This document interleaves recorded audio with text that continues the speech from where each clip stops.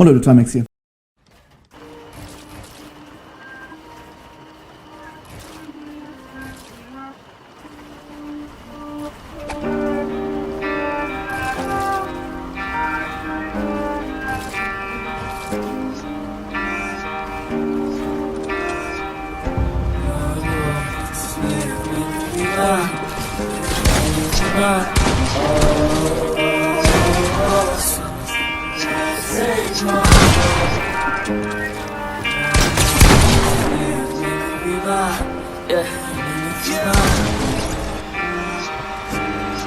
Listen close, what is this? Is it heartbreak? Is it truly what it feels like? What it sound like? What it's truly at? It's sharp teeth in the chest, cancer all in the breast, and the beat and the bruise. Feeling like a pawn to the greed of these tools, but I never been a piece of the evil in the womb of these trick.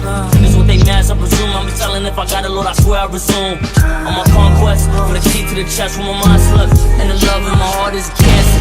And I spread it through the world as an answer to the cries of the dead and the vanquished, the depressed and the lost and the dead itch. Resurrection of the peace and ideal world. Never lonely when you flow through my mind, girl.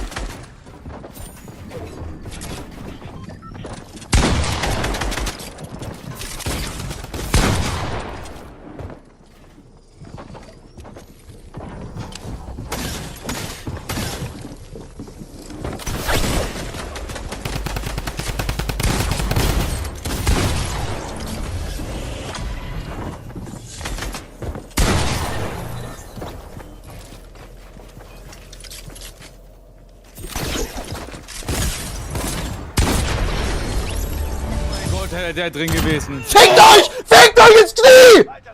Alter! Was? Learn to play!